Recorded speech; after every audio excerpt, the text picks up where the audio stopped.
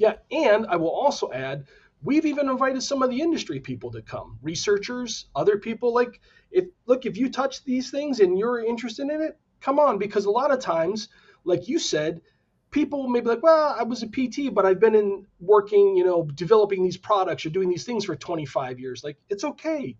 Come on, come with us, right? Or there might be a biomechanist, right, who works with OTs all day long, but like, well, I'm not an OT. Like, you're welcome. Come on. So I think, again, Yeah. broadening that knowledge base, the amount of people that come, I think it's really important.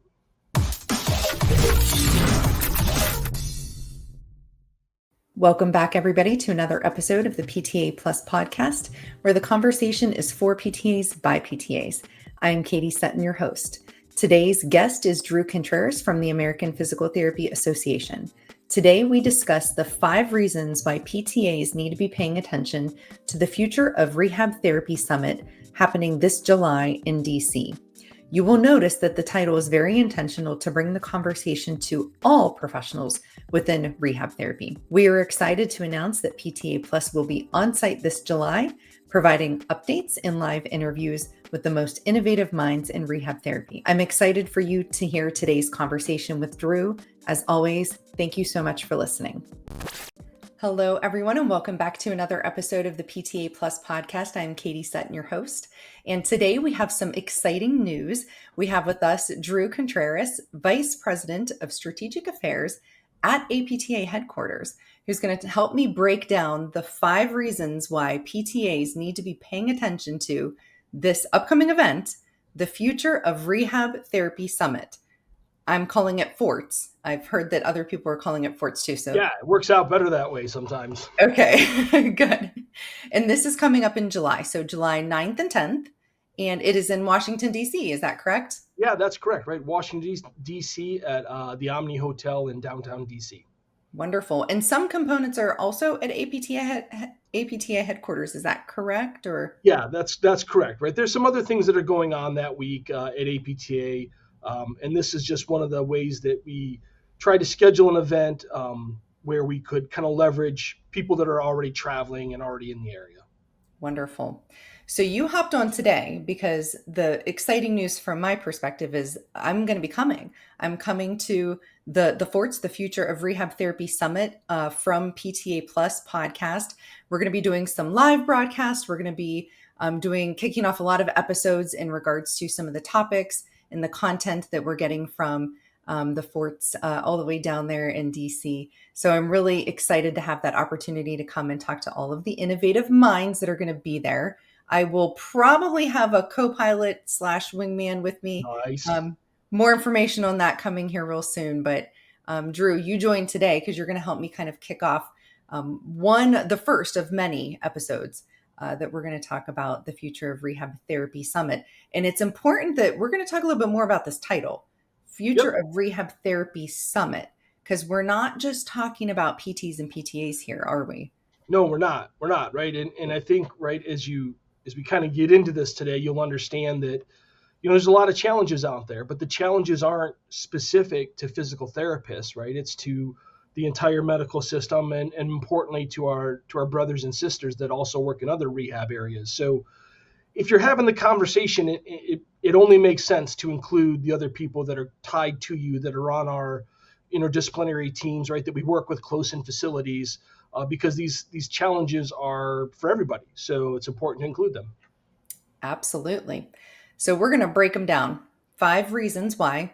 And of course, this is a podcast that's mainly directed towards physical therapist assistants, although I know that there are PTs that also listen to it as well. And of course, we're going to try to blast this information out to everybody that we know is part of the rehab profession and that we want them to be included in this as well. But the first reason that we have that PTAs should be paying attention to the Future of Rehab Therapy Summit is that there are new career pathways that are being built. So one of the sessions that's happening, I believe it might be a panel, is called Beyond the Traditional Path. That's and right. I found this to be very interesting because I think that there are many PTs and PTAs that are kind of veering in different directions these days. I mean, I'm not a traditional PTA that works in a clinic. You're a physical therapist. Yep. You don't work in a clinic every day, do Nope, you? I do not. Yeah. So why was this an important topic for PTs, PTAs, other rehab professionals to hear about? I think it's important for two reasons. I think number one, I think that there has been a lack of embracing of those clinicians who have found other interests that they wanted to pursue, right? So like you've been working on patients or you're in the clinic and then after a while, you get an itch and you decide you want to start, I don't know, right? You have this great idea for a product or you want to pursue developing an app or like whatever your passion is, and then you start pursuing that passion and it takes you away from the clinic. Well, there was a lack of embracing people for doing that because people were afraid that like, well, then we're encouraging people to leave the profession. And my take on that is no, you're broadening the profession, right? So, and don't look at it as they've left. They're still who they are, right? They're training who made them who they are, who made their brain think in that process and that sequential pathway of looking at a problem and how do we provide solutions. That's what made them successful. So, if they're going out and pursuing other things, we should not only understand that, right? We should support it, and at times we should leverage it, right? Because all it will do is make the profession stronger. And then the other thing I think is a little bit of a generational change, right? And I just gave a talk to a bunch of new graduates, and the reality is that clinicians that are graduating now have been tested harder than I was when I went to school, right? They are top in their high school classes. They go to strong universities. They pass rigorous exams. Like these are bright, strong, smart clinicians, and they have other interests, right? They're capable of doing all kinds of things. So if you're going to limit them to one thing, you're going to lose them, right? So I just think that that's the reality that these clinicians just have more interests, right? They want to go out and do other things. And, the world out there has started to understand that people who work and understand the neuromusculoskeletal health space are valuable, right? They're valuable to businesses. Yeah. They're valuable to companies. They're valuable working in C-suites of hospitals. Like they're valuable people. So the reality of it is that like these people are going to keep doing amazing things, and we need to embrace that and let them know that we support that, right? And also learn from it. Learn from the things that they have to share. That's what it's about. Yeah, absolutely. Well, in the whole premise of this podcast, and I say this probably more than what people who actually listen to the podcast care to hear it, but I keep saying it because I want them to understand that the whole title PTA plus, that was very intentional. It's because a lot of the guests that I have on the podcast, or a lot of the topics that we talk about, is because it's a physical therapist or a physical therapist assistant that is doing something plus being a PT or PTA. So yes, I'm a physical therapist assistant, but I'm also an educator. I also do X, Y, and Z. So we're kind of filling in all these other blanks that make us a well-rounded human being, a well-rounded professional. We all go beyond just that title. Yeah, love it. Love it. So number two, powerful professional connections. So there's going to be roundtables, there's going to be panels, there's going to be people, and I love this, from ASHA, AOTA. We're bringing in our friends and our neighbors from other professions to talk with us at the same table. And this is really exciting to me. I got really stoked when I saw that because we're finally looking at people outside of our own profession to see if we can kind of solve some of these problems with innovative minds, right? So why did APTA feel that it was important to make sure that we included people outside of our own scope? Well, I think it's important because the challenges that we're facing, right, they're not just ours. Like lots of people have similar challenges, right? Like whether we're talking about payment, whether we're talking about scope of practice, whether we're talking about workforce challenges, like everybody's feeling the squeeze. And the reality is that why wouldn't we include the people, right, who are most similar to us, who also have the same challenges? If we could come up with solutions, and you could come up with solutions that you can scale across multiple professions, well, now you have something that people will not only listen to one discipline. If you have multiple disciplines that have come up to the same conclusion of how you can do something better, how we can better provide care for our patients, Now you start getting the attention, right, of administrators. You start getting the attentions of systems. You start getting the attention of elected officials, right? You can start to have a larger impact, and that's really what it's about, right? And APTA is happy to kind of put together this kind of atmosphere where we can have that conversation, right? Because we're a little larger, right? To be blunt, like we've got more PTs and we've got a little more scale. So we can bring them into the conversation. We can help them. They can help us. Again, they've got other nuances that we don't necessarily have. So bringing everybody into that conversation, really, really becomes helpful. And I think that's a big part of it. And then one of the other points that you made is this setup is designed. This meeting is designed for interaction, right? It's really designed for you to network with people. And for some clinicians, they've never had the chance to network with people from other disciplines, right? Maybe that's just their career path has never gone there, right? They've always been in one specific discipline or one location. So sometimes, right, getting out of your own little bubble, right, widening your scope of influence of friends that you're working with leads to all kinds of idea generation. So we thought that was really important. Yeah. So essentially, what you're saying, Drew, is PTs could be there, PTAs could be there, OTs could be there, OTAs could be there, speech and language pathologists. I mean, so this is really kind of broad. It's very wide open. Yeah, and I will also add, we've even invited some of the industry people to come, researchers, other people. Like, if you touch these things and you're interested in it, come on, because a lot of times, like you said, people may be like, well, I was a PT, but I've been in working, developing these products or doing these things for 25 years. Like, it's okay. Come on, come with us, right? Or there might be a biomechanist, right, who works with OTs all day long, but like, well, I'm not an OT. Like, you're welcome. Come on. So I think, again, Yeah. broadening that knowledge base, the amount of people that come, I think it's really important. Awesome. Okay. Third, the next thing, and I struggled with this one myself. I'm going to be very honest with the audience about this one. So, leveling up with tech and innovation. I started using ChatGPT kicking and screaming. I was like, no, no, no, no, not going to do it. But there are going to, and I am now, and I'm thankful that I have finally embraced it. Right. So we have to embrace this. If you're not using it, you're behind. So there's going to be sessions on tech, AI, innovation. So what do you got for us there? What do you think?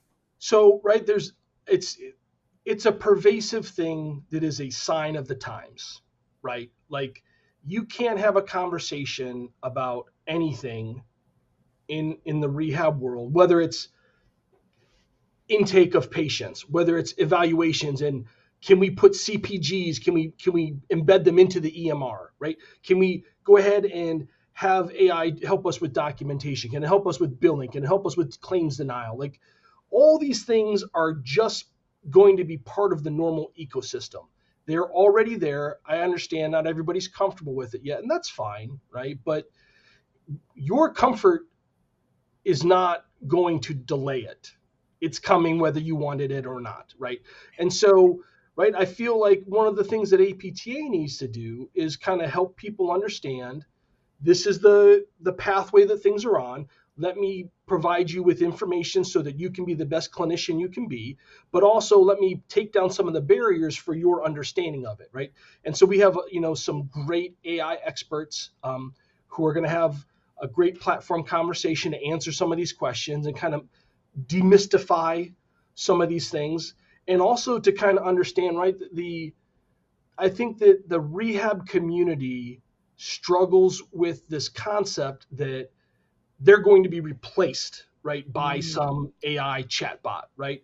Mm-hmm. That, it's coming to take your clinical jobs, or it's going to replace you, right? And I hear it all the time. And the truth is, right, as I go out in my job, I talk to companies all the time that say, oh, we're going to do this, and we're going to, they're going to replace, and there's no reason to ever go to a clinic. And I'm like, listen, if there was no reason, like if information was all people needed, right, everybody would be jacked and have six-pack abs and eat amazing, right? Because all the information is available and free. But like, no, humans are humans, right? And humans need other humans to help them along in their pathway.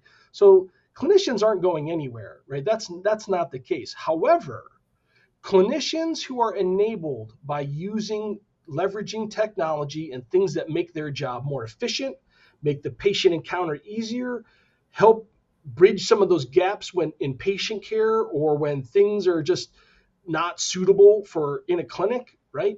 Like if we didn't learn anything from COVID, we learned, look, we can leverage technology to still help take care of people, right? So we know that it can be done. We have to be willing to accept it. And I really think that a lot of these sessions is it's kind of woven into some of the thoughts, and you'll see it from some of the industry providers. Like they've just got some amazing things that'll just helps make treating patients easier. It helps make, clinical life a lot easier, but it's never going to take your job.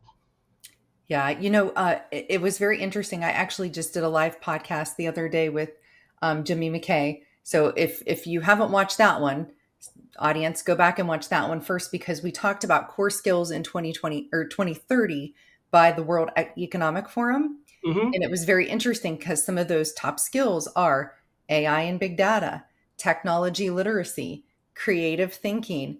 I like this one: creativeness and lifelong learning, leadership, social influence, resiliency, flexibility, agility. So those are all things that the group that you were discussing or describing that are going to be graduating, this fits perfect, right?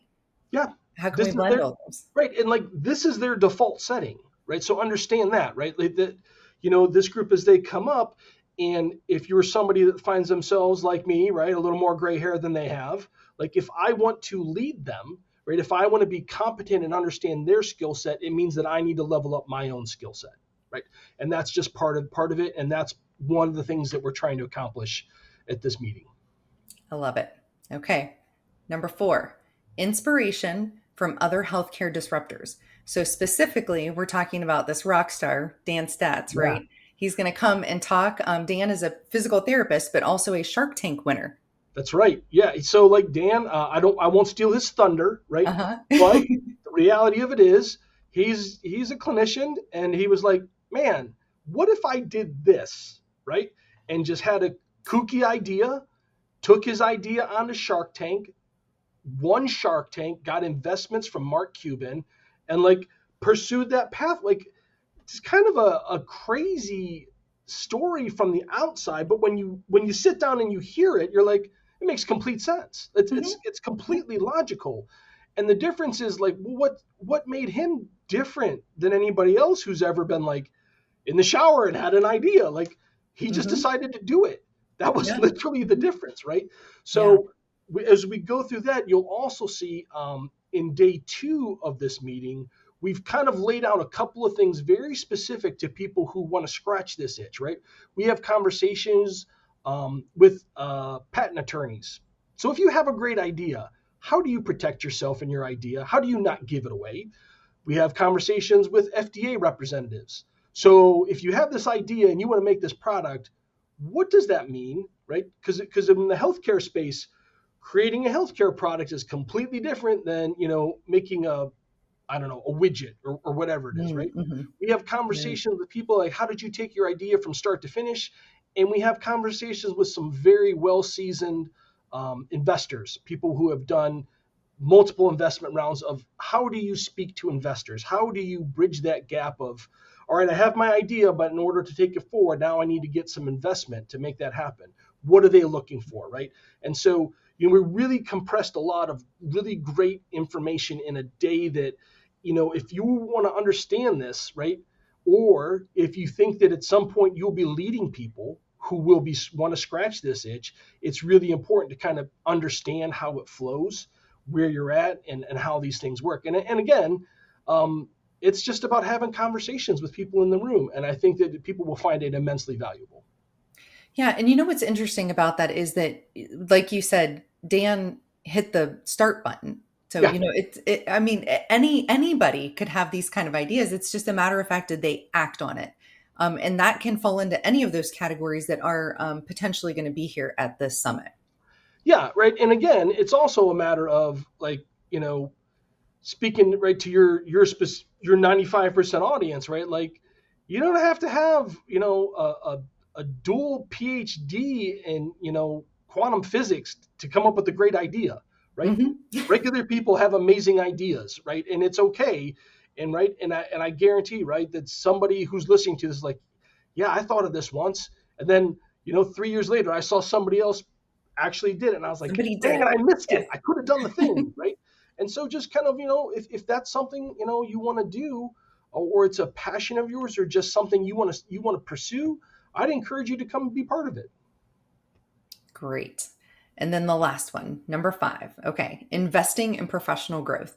Drew, there is 1,000 ways that we can invest in our professional growth, but being on the cutting edge of new innovation and rehab advancements that are happening in this realm, that's vital right now, as we just kind of discussed with all of the information that we have went over with AI and our new generation that's coming into the rehab profession. But what would you like to tell the audience about investing in their professional growth?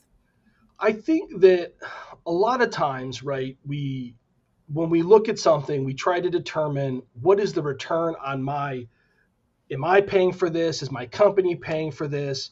Am I going to take the time off of work? Do I really want to go bother to drive to this place or get on a plane, right? So you kind of look for that transactional, is this worth what it's going to cost me in time and resources to go? I think that's always important, right? It's always a consideration. But I think what you really need to kind of consider is this going to help me get to what my professional goals are, right? And so, for example, right, like APTA puts on a really big conference every year with a lot of continuing education units for, 15 to 17,000 of you and your closest friends to go hang out together, right? And you learn a bunch. There's a lot of sessions. There's a lot of information. There's a lot of CEUs. This is not that. This is the complete opposite of that. Number one, there are no CEUs, none, zero. This is not a CEU event, right? This is an event that is designed for a couple of hundred people to get together to look at complicated things, think about them, and exchange a lot of information. If you look at the schedule, I think almost 35% of the time is set aside for networking. It's forcibly designed for you to talk to other people who you may or may not know, who you may or may not be comfortable talking with, but to say, like, look, we just saw this presentation on AI and I want to have more conversation about it. Go over into this area and meet with those people and talk about it, right? So it's designed for you to get the most out of your time being here that is not beholden to rules and restrictions, right? It's really designed for your personal development. And I think that's kind of the key that I would look at when I'm trying to decide what is worth my time and energy now, right? Obviously, right, you got to take the ethics and jurisprudence in your state if that's what you need, right? You need the things to keep your license.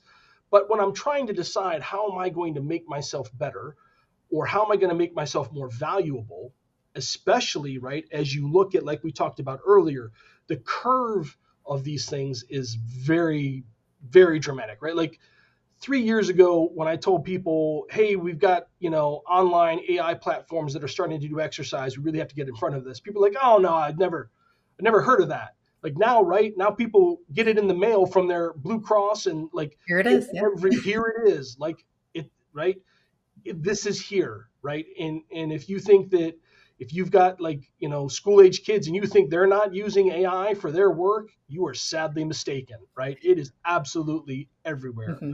So might as well find a way to build it in somewhere. Right. Yeah. We've got to find a way to work with it. Right. And so as you kind of figure out, well, how do I maximize what I'm able to offer, either for myself or for my employer, or where, whatever it is I'm trying to do, what's my next step? This is one of those events where I think you really get that. That's what this is designed for. It's designed for you to kind of get a step ahead on some of these things that you may not get exposure to, where I can bring the people together for a 2-day thing where you would normally have to go out and fish for it, search, is this one any good? I'm not sure, right? Are these people, is this a reputable company? Right? Because a lot of us, you just don't have those resources. You don't have the time or energy to sift through it all and decide, is this somebody I should listen to, right? We take that guesswork out of it.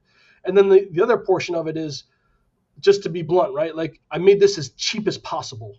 This is the least expensive thing you're ever going to see talking about these topics, because this is not about making money. This is about providing an opportunity, not just for the PT audience, but for the OTs, the speech language pathologists, and the industry to come together and have the conversation, because APTA felt that it was more important to get people together and start having these conversations and making it readily available. That's the goal, right? That's what we're trying to do. And so you're not going to find something that's as cost effective or as just have as much packed into it at that price point. I love it. Drew, amazing information.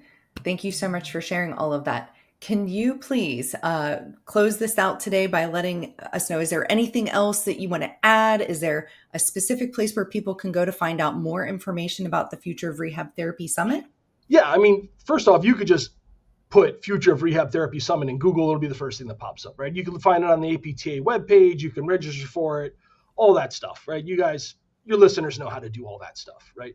The one thing I would just want to say to your listeners is that I really think it's important for everybody to kind of take, as the profession, the medical profession really kind of sits at this pivot point of like, how's it going to move forward? The only way that, we know that there are challenges in having enough physicians, nurses, clinicians in every corner of this country. And the only way we're going to get to a better place is that if everybody starts doing the best that they can at the top of whatever it is they do, right?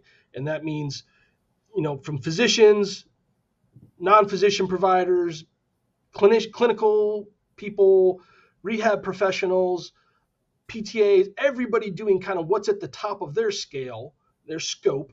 That allows us to be able to see more patients, because we're never going to meet the demand. And we're going to have to understand that we're going to have to embrace things like technology and platforms that will allow us to connect with our patients, allow us to see them when it's convenient for them, when they're available, right? The days of, them coming and sitting in your waiting room for 2.5 hours to spend 5 minutes with you are over. People will not do that anymore, right? So, So as we shift this model, right, we've got to start to embrace it, right? And I'd encourage the entire listening audience of like, the shift is now. It's happening. It's not going to happen. It's happening now, right? So if you can find yourself in the middle of the shift, you're just going to be more successful, which means that you're going to do a better job seeing your patient, which means you're going to see more patients. You're going to do a better job in your communities. And ultimately, right, we help out the people that we're here to serve. And so that's what I would just say to everybody is embrace it when you can, and we can all do better. Agreed.